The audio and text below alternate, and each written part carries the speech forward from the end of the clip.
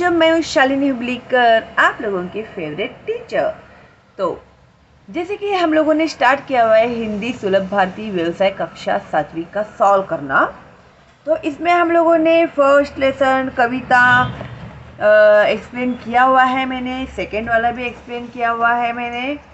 और ये जो थर्ड वाला जो हम लोगों ने दादी माँ का परिवार का वर्कबुक सॉल्व किया है, वो लाइव स्ट्रीम में सॉल्व किया था मैंने।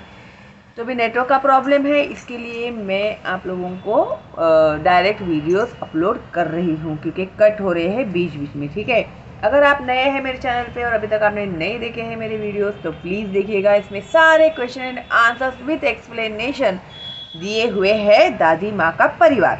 ओके, तो ये जो हम लोगों ने वर्कबुक सॉल्व किया था, तो इसमें जो आखिर में आप लोगों को कहानी लेखन दी हुई थी, ये रहा कहानी लेखन। और ये देहात और शहर भी एक्सप्लेन करके हो गया है, आप देखिएगा। सिर्फ इसमें का ये जो कहानी लेखन था हम लोगों का रह गया था क्योंकि 2 घंटे के ऊपर वीडियो हो गया था। तो हम लोग ये कहानी लेखन जो है वो बाद में करने वाले थे लाइव स्ट्रीम में, लेकिन अभी तो नहीं हो पाएगा। और मुझे बच्चों के मैसेज आ रहे हैं कि मिस ये कहानी क्या है, हमें बता दीजिए। तो चलो भाई, मैं आप लोगों को ये कहानी आज दे रही हूँ ताकि आप लोगों की पढ़ाई नहीं रुकनी चाहिए किसी भी कंडीशन में। अभी ये जो कहानी लेखन होती है, इसमें निम्नलिखित शब्दों के आधार पर कहानी लिखकर उसे उचित शीर्षक दो। मैं यहाँ पर तुम लोगों को 5 शब्द दिए हैं: पानी, पुस्तक, बिल्ली, राखी। तो आप लोगों की कहानी कैसी होनी चाहिए? एक तो उसमें ये सारे शब्द आने चाहिए, कहानी का कोई मीनिंग होना चाहिए और कहानी में से कुछ मैसेज भी जाना चाहिए। ऐसे आपको अपने मन से कहानी बनानी होती है। ये कहानी हम लोग जरूर बनाएंगे लाइव स्ट्रीम में। ओके, लेकिन अभी अर्जेंट में आप लोगों को मैं एक कहानी बता दे रही हूँ ताकि आप लोगों की पढ़ाई न रुक सके। ठीक है, तो ये रही आपकी कहानी। अंशु नागपुर में रहती थी, वह 7वीं कक्षा में पढ़ती थी। 2 दिन बाद हिंदी का टेस्ट होने वाला था। वह माँ से पूछकर अपनी सहेली रुचि के घर पढ़ने के लिए चली गई। ओके, दोनों सहेलियां देर तक टेस्ट की तैयारी करती रही। टेस्ट यानी एग्ज़ाम जो होता है ना, वो। जब उनका ध्यान बाहर की तरफ गया तो देखा कि रात हो चुकी थी। पढ़ने में उन दोनों को समय का ध्यान नहीं रहा था। अंशु ने सहेली से विदा ली और घर की ओर चली गई। तभी अचानक बादल गरजने लगे और पानी बरसने लगा। अंशु ने अपनी पुस्तक, तो कहानी में पुस्तक आया और पानी आया। ओके, पानी और पुस्तक यहाँ पे आए। तो पहले बेसिक बताया, उसके बाद में पानी बरसने लगा। अंशु ने अपनी पुस्तक को अपने दुपट्टे में अच्छी तरह लपेट लिया। बारिश और तेज हो गई। अंशु बारिश से बचने के लिए एक दुकान के बरामदे में खड़ी हो गई। तभी उसकी नज़र बिल्ली के एक बच्चे पर पड़ी। बिल्ली है यहाँ पे, तो बिल्ली के बच्चे पर पड़ी जो बुरी तरह बारिश में भीग गया था और ठंड के कारण कांप रहा था। अंशु को उस बच्चे पर बड़ी दया आई।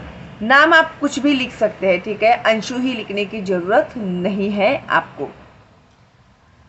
वह इधर उधर देखने लगी कि कैसे उसे बचाया जाए।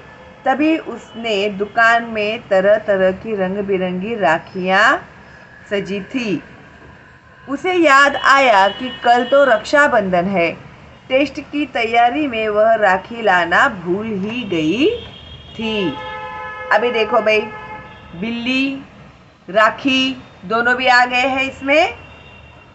अंशु ने दुकान से अपने भाई के लिए राखी खरीदी। अब तक बारिश रुक गई थी। अंशु उस बिल्ली को गोद में लेकर अपने घर आई। उसे तौलिए से पोंछकर हल्का गर्म दूध पिलाया। दूध पीकर बिल्ली स्वस्थ दिखने लगी और अंशु के पास आकर उसका पैर चाटने लगी। अंशु ने अपने कमरे के एक कोने में कपड़ा बिछाकर बिल्ली को उस पर सुला दिया। माँ ने अंशु को इस अच्छे कार्य के लिए शाबाशी दी।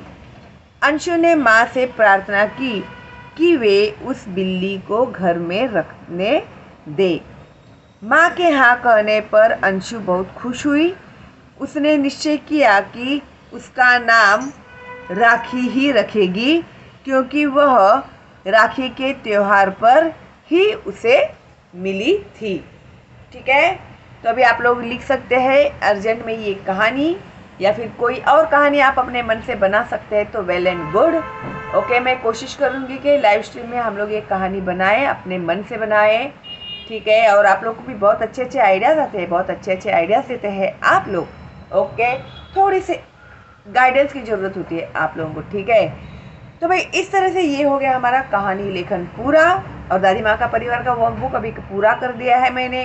ओके, तो आप लिखिए, अच्छे से पढ़िए, और फ्री है मेरा चैनल। अपने दोस्तों को, रिलेटिव्स को, सबको ज़्यादा से ज़्यादा फॉरवर्ड कीजिएगा प्लीज़, क्योंकि जिस तरह से आप लोगों को प्रॉब्लम है ना, उसी तरह से उन बच्चों को भी बहुत ज़्यादा प्रॉब्लम्स है। ठीक है, तो ऐसे समय में हमें भी उनकी मदद करनी चाहिए। तो इसके लिए आप लोग, जो मैं इतना मेहनत करती हूँ आप लोग के लिए करती हूँ, आपको अच्छे से पढ़ाई हो इसके लिए करती हूँ। तो प्लीज़ ज़्यादा से ज़्यादा फॉरवर्ड कीजिएगा, और अपने गांव में, विलेज में सबको फॉरवर्ड कीजिए मेरे चैनल का लिंक, ताकि उन बच्चों को भी फ़ायदा हो। ओके, करेंगे ना आप लोग इतना मेरे लिए? Thank you very much. तो चलो देन, मिलते हैं बहुत जल्दी अगली वीडियो में। तब तक के लिए all the best and bye bye.